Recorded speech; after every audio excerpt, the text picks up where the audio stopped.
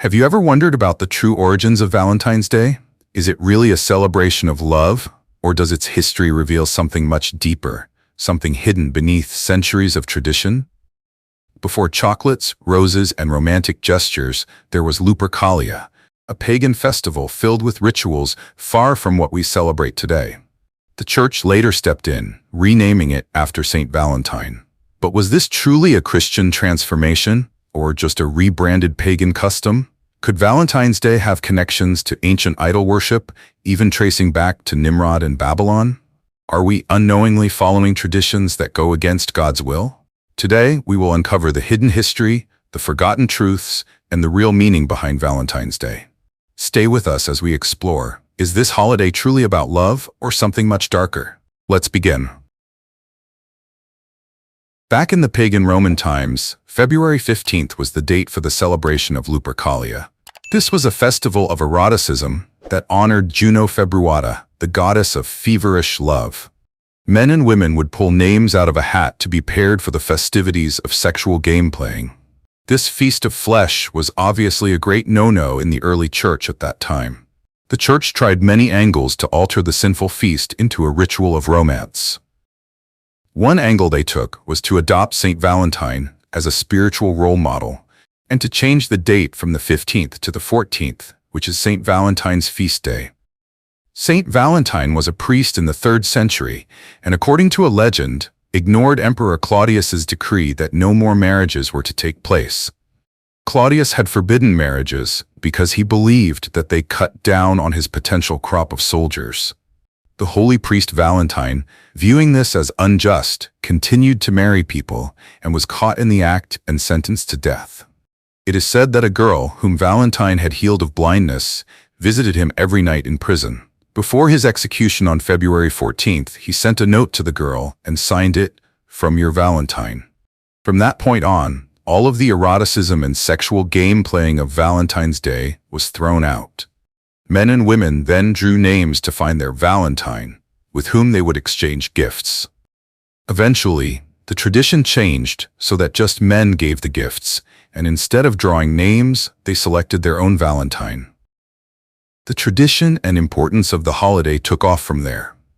Valentine's Day grew in popularity throughout the centuries. Purchasing Valentine's Day cards became the most popular way to declare your love in the 18th century, and the tradition of candy and flowers emerged later in the 19th.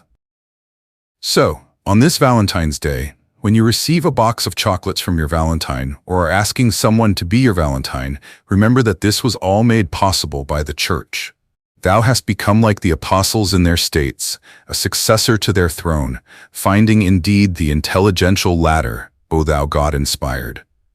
Therefore, thou hast followed the word of God in righteousness, and striven unto blood for the faith. O martyr among priests, Saint Valentine, intercede with Christ God to save our souls. Just like Christmas, Easter, Sunday worship, New Year's celebration, and many other holidays of this world are paganism in origin, Saint Valentine's Day is another attempt to whitewash customs and observances of pagan gods and idols by Christianizing them. As innocent and harmless as St. Valentine's Day may appear, its traditions and customs originate from two of the most sexually perverted pagan festivals of ancient history, Lupercalia and the feast day of Juno Februata. Celebrated on February 15th, Lupercalia was known as an honor of Lupercus, god of fertility and husbandry, protector of herds and crops, and a mighty hunter. In AD 494, Pope Gelasius renamed the festival of Juno Februata as the Feast of the Purification of the Virgin Mary. The date of its observance was later changed from February 14th to February 2nd, then changed back again to the 15th. It is also known as Candlemas, the presentation of the Lord, the purification of the Blessed Virgin, and the Feast of the Presentation of Christ in the Temple.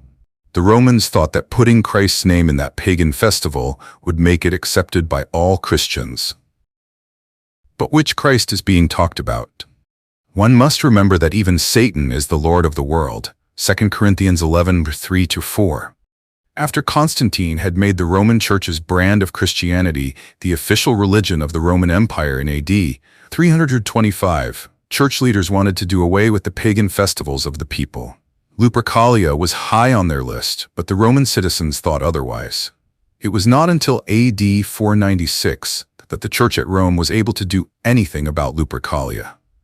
Powerless to rid themselves of it completely, Pope Gelasius instead changed it again from February 15 to 14 and called it St. Valentine's Day. It was named after one of their members who, in AD 270, was executed the emperor for his beliefs. The Church whitewashed Lupercalia even further. Instead of putting the names of girls into a box, the names of Greek pagan leaders were drawn by both boys and girls. It was then each person's duty to emulate the life of the Roman saint whose name he or she had drawn.